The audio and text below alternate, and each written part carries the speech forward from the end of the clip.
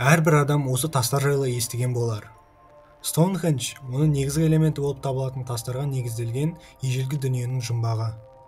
Тастар радиокөміртекті талдауға бейім емес.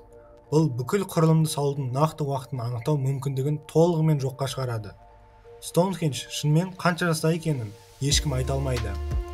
Құрылымның жеке элементтерінің салмағы соншалықты үлкен, тіпті қазіргі құрылысшылар жұмысты орындау үшін бұрын болуы мүмкін емес арнайы жабдықты тартуға тура келеді. Ескерткіш орнатылған жерде мұндай тастардың табиғи кен орны жоқ. Ол 90 км қашықтықта орналасқан. Стоунхендж 30 құмтастан және 64 көк тастан тұратын үлкен тасты мегалиттік құрылым. Бұл тастар таға және сыртқы шеңбер сақина пішініне ұқсайды. Әрбір тастың диаметрі 20 метрден кем емес. Стоунхендж толықтай алғанда 82 үлкен тастардан, салмағы 25 тонна болатын 30 тас блоктардан және салмағы 50 тоннаға жететін трилит деп аталатын 5 тастан тұрады. Бұл тастарды әйгілі геолог Томас зерттеп, олардың осы жерден 320 км алыста жатқан оңтүстік Уэльстен әкелгені туралы деректер айтқан. Стоунхендж Лондоннан оңтүстік батысқа қарай 130 км жерде орналасқан. Ертеректе ғалымдар бұл құрылысты біздің заманымызға дейінгі 2000 жылдардағы Британияда тұрған тайпалар күн мен айды бақылау үшін салды деп ойлайды. Стоунхендж әлемдегі ең жұмбақ жерлердің бірі ретінде қорғалатын тарих ескерткіштерінің бірі.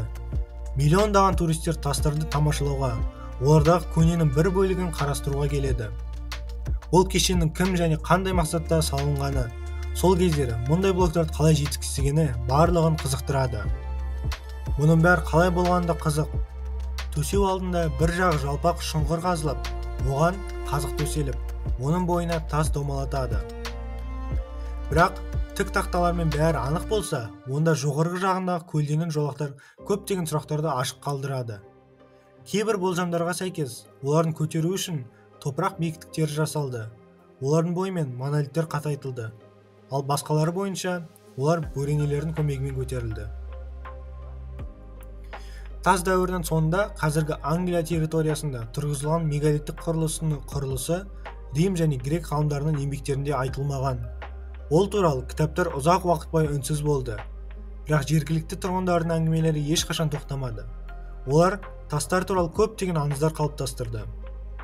Ең көп тараған аңыз Стоунхенджді друидтер аспан денелеріне ғибадатхана ретінде салған. Көптеген британдықтар үшін Стоунхендж тарихы король Артурмен және оның дөңгелек үстел рыцарьларымен тығыз байланысты. Кейбір нанымдар бойынша бұл нысанның құрылысына Мерлиннің өзі қатысқан.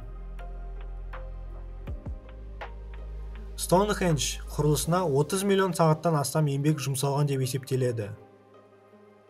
Орта ғасырлардан бері және ғасырлар бойы Стоунхендж жеке меншікте болды.